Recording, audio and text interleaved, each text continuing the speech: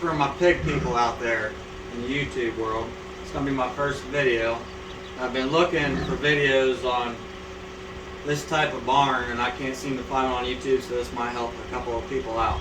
This is a 1950s farrowing house. It's an old one, fixing up. And I kind of like to show you guys how I keep my sows up here, farrow, and then put them back out on their pastures or in their pens. To help some of you guys, if you're just going to plan on starting your own pig herd and you want to raise pigs, I want to save you the time by saying if you're going to farrow pigs, farrow sows, you need farrowing pens. You can't have all your pigs in one pen. You know, some of them are going to eat, some of them are not going to eat at all. It doesn't work. You need to keep the pigs separated by the herd size and weight. You can't mix pigs together, random pigs together. It's not gonna turn out good for you. You're gonna get pigs that are gonna get beat up, and your ears are gonna get torn up real bad. On my sows that I'm getting ready to farrow, I feed them 7 pounds a day. 7 pounds a day. I'll feed them any more than that. You can do your lactation feed.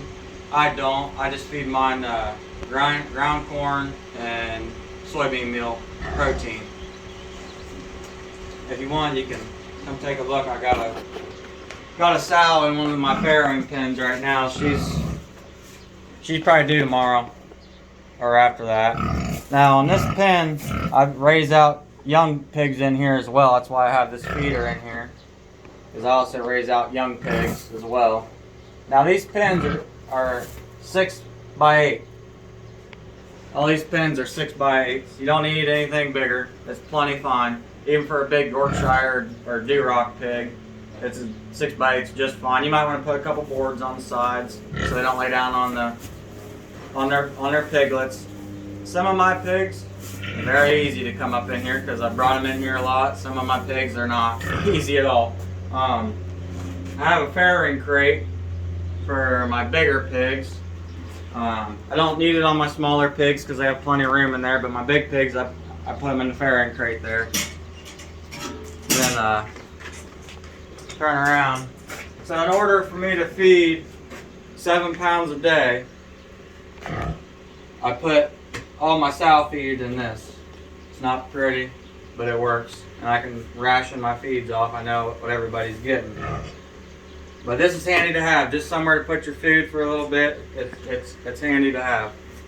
And then I have one extra farrowing pen here, but this is mostly so I can get the pigs in and out of here.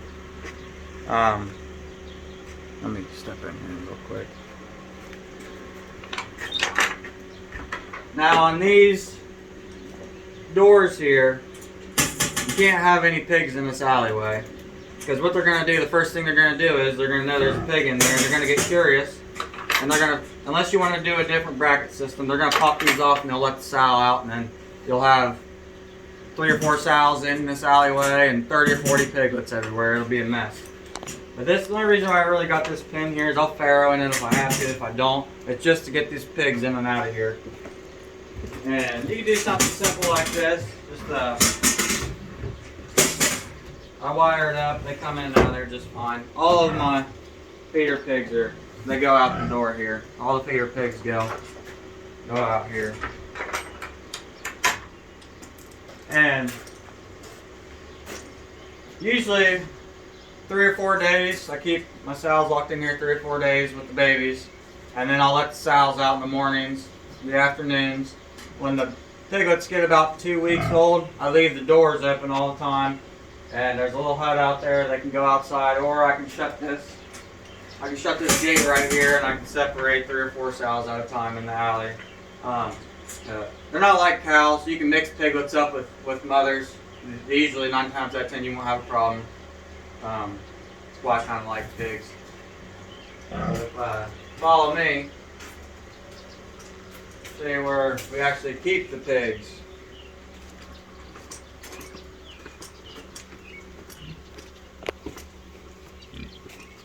So this is kind of just a shelter if they gotta get out, or if they want to just hang out in here, because they can go in the alley and get out of the shelter there. But this is kind of how I bring them in and out of the barn, up into the, when I need the sows to go up into the alley.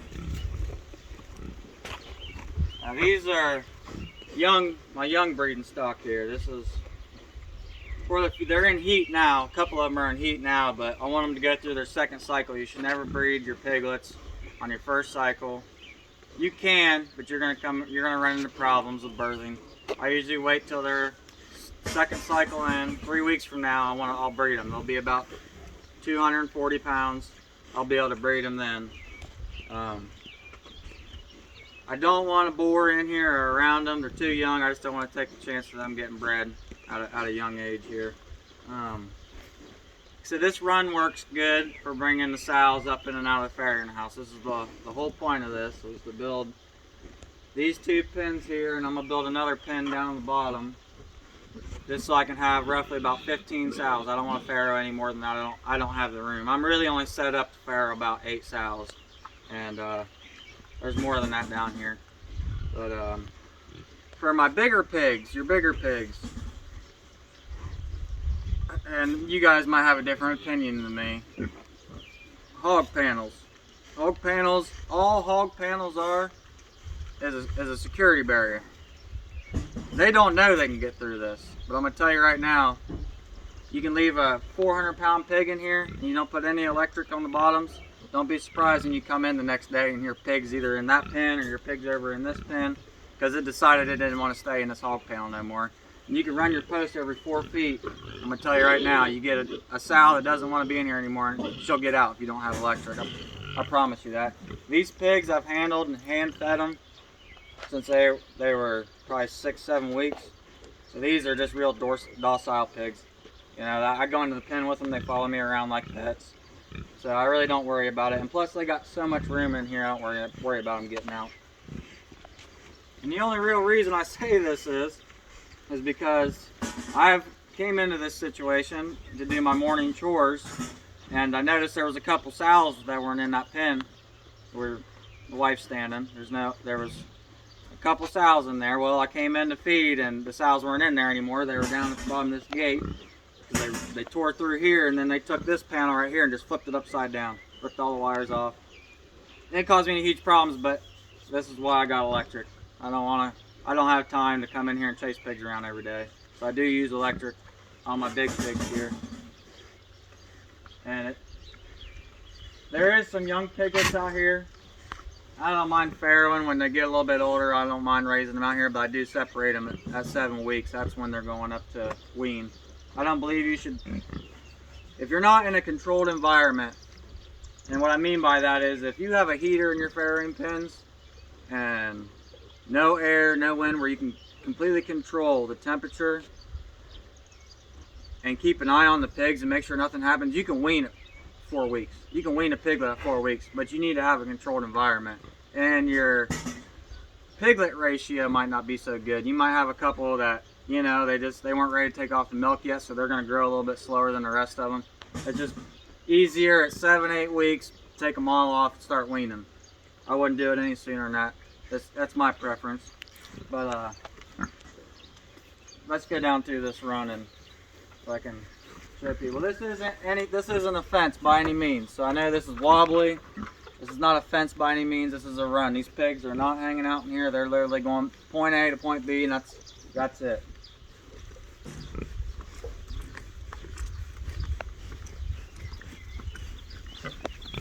In the summertime, these barrels are real handy. I cut the tops open on them. You'll have to clean them out a lot more if you cut the tops off, because everything just flies into it. Just cutting the tops off is easier for me to film. And then in the winter time, it's easier to throw your electric rod in there to keep the water from freezing in the winter time. So it helps. I'd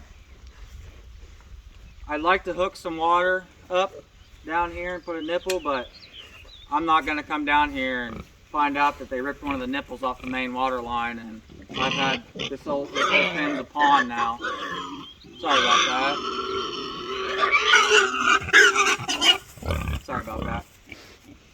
that's basically. I like this watering systems. A lot of people don't. A lot of people don't like these watering systems. It helps me a lot. These pigs, I feed them by hand, or give them water by hand, and I put their food out. Put 7 pounds per sow. There's a boar in there too. I got a couple of them getting ready to come back in heat, so that's the reason why I got the boar in here. Other than that, I keep the boar out of here.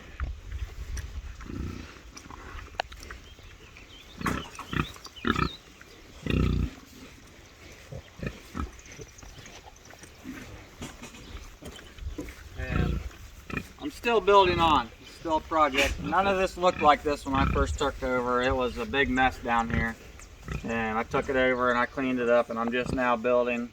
I'm building. And adding on as soon as my herd gets bigger.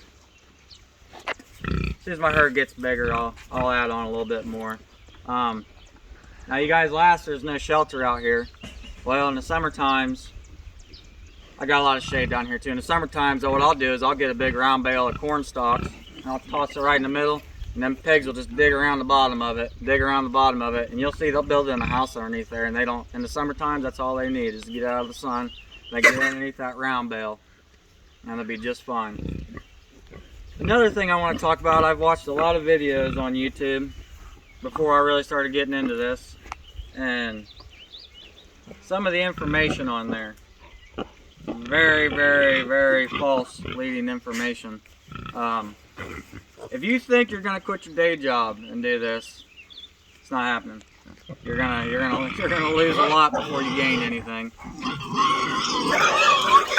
Some people, sorry about that. Sorry about that.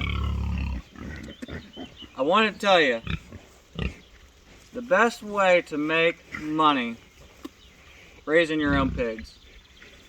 If you have people that just want to buy piglets, this is a good deal to have you 5 or 6 sows. If you just want to sell piglets to people, that's fine. I do both. I work for a farmer. He sells cattle. Well, the people that, I'm not even going to lie about this, the people that ask him about the cattle, they want pork. So it's kind of a reference to me to sell my pork to the guys that are buying cattle, beef. So I try to do half and half. If I get a litter of 11, 6 of them stay, another 6 of them are going to feed out. So 6 of them are being sold as piglets, 6 of them are going to feed out. I kind of keep my ratio even at that point, just in case I have a couple of people that back out on me. I can just go ahead and maybe breed them or sell them as breeding stock. Also, another thing I want to tell you, you can, I see a lot of people doing this. You can build your, if you want to raise out 2 pigs, you want to raise out just 2 pigs. This is the best advice I can give you. If you want to raise out 2 pigs, sure, you can build you a shelter out of pallets. Because 2 pigs are only going to be around for 5 or 6 months. 140 days to 180 days is where your pig is going to need to be after be butchered. Typically, if you got a decent cross. And there's other videos about crosses that you can learn on YouTube. But if you got a good cross, your pig will do good in 160, 180 days. It should be 275. If it's not, then you probably didn't get a very good cross. At 160 days, if you got a pig that's only 200 pounds, quit feeding it. Butcher it. It's not worth the extra 40 bucks you're gonna put into it to try to get 220, 240. It's just, I want to tell people that too. Not every pig is gonna grow like you think it is. There's good crosses out there, there's bad crosses out there. You need to find you a breeder, a good breeder. Don't go buy the cheapest things on Craigslist, because you're gonna end up bringing some disease here, and if you got other pigs and their disease is gonna spread to yours, and before you know it, you're done for. All your sows, they can't even breed anymore because you brought in something from some other farm. I'm telling you this because I know firsthand about diseases with pigs. Now, outdoor pigs, I want to say nobody really does it anymore. Nobody raises outdoor pigs, and typically the guys like me that are doing it are crazy because there's not a lot of money into it. You spend a lot of time down here when you should be spending time with your family. You know, my wife will vouch for that. So I just kind of wanted to show you guys what I'm doing here. I'm adding on. I'm building. I don't farrow. A lot of people have asked me, are you going to farrow or do you farrow in the winter time? and not unless I absolutely have to. I do not want to farrow in the winter times. I don't care. I don't have heat up there, but I can shove 4 sows in 4 of those pens, and it'll stay probably 50s in there, high 40s, 50 degrees when it's 10 degrees outside, just because the pigs develop heat really good, and I'm going to have that insulated before winter time comes. I suggest it to everybody else. If you don't have the right setup, do not farrow in the wintertime. Because there's nothing like waiting 3 months, 3 weeks, and 3 days, possibly 3 months, 3 weeks, and 6 days, just to have your piglets born in the wintertime and they freeze into death. Or you'll notice, if you ever see pigs with they're missing their ears, that's most likely because of frostbite. And it's just, your pigs get stunted. It's just better off if you're outdoors, you don't have a controlled environment. Farrow in the spring and farrow in the fall. And the best advice I can give you there is, a lot of people want to buy piglets in the spring because they want to raise them out themselves to feed themselves. That way they can butcher in the fall. And then a lot of guys have, you know, parties at the end of the summertime. They like to come in here and buy a whole hog, put it on a roaster. You know what I mean? So pick and choose. Don't just buy 5 pigs and decide, oh, I'm gonna farrow out, and you don't have one customer in mind. You're gonna be stuck with some pigs. You need to get some people involved saying that, and they give you the word too that they're going to do it before you go to invest in this, because I spent a lot of money, spent a lot of time down here building this. I don't want to lose my pigs, and I just don't want to lose everything. So I'm trying to give other people the best advice, and don't listen to everything you see on YouTube. And with some people, they say you can't do this or you shouldn't do that. You know, all you can do is do what you can. You know, this didn't build itself. I had to get up here and do it. And every now and then I get a little bit of help from the wife, or I got a buddy that lives an hour and 20 minutes away. He drives up here and helps me out 3 or 4 hours a week, you know, maybe sometimes twice a week. And another thing about that, I'm sorry I'm getting sidetracked. If you have somebody come help you and you can't pay them, you need to try to pay them anyways. Or if you know you like something and you got it, offer it to him. Because not a lot of people, it's not like that anymore. There should be a lot more farmers helping farmers and people helping people. And I got one friend that comes up and helps me, and all he wants out of the exchange is he wants a pig. And I'd honestly give that pig to him anyways for free, just because he's a good guy. And he helps me out for nothing, and he's been a good friend to me. So just remember that. If you got somebody that's going to come up and help you and for 3 or 4 hours, you know, offer them dinner. If you don't got money, offer them dinner. Offer them something that they like, you know. And before we forget here, let me get around you. I can show you my feed lot. Follow me up here.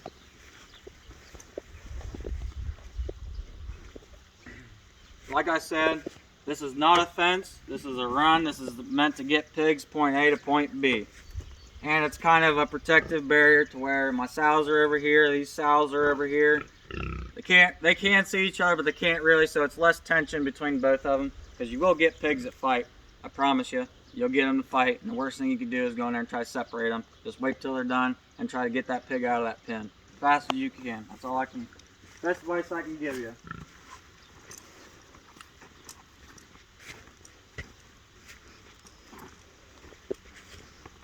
Come on up here. I'll show you my feed lot up here.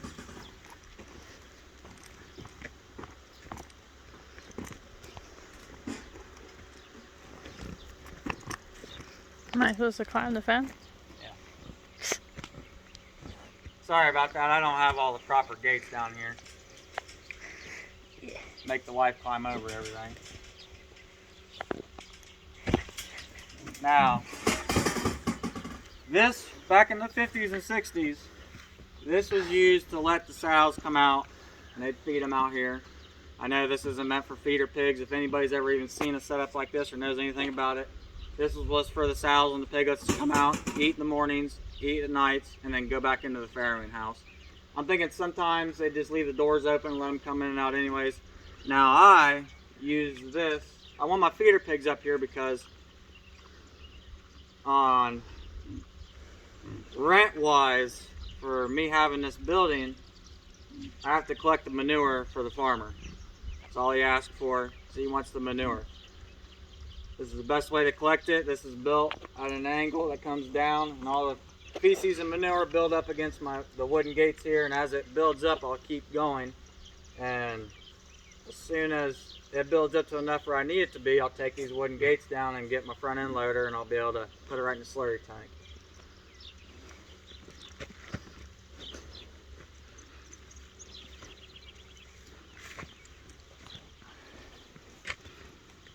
Now, this building's not pretty or anything. I'm still working at it. This isn't a year project. This is a 3 to 5 year project. But it works for now. What I got here. I do want to note this. These pigs right here are almost too small for this feeder. The only reason I'm not worried about it is because I have the extra time to come in here in the mornings and make sure that they're still getting feed. These are for more, 100, 120 pound. Because when you fill this thing up full, it takes a lot of pressure to move the gates down on the bottom. And these little pigs usually can't do it.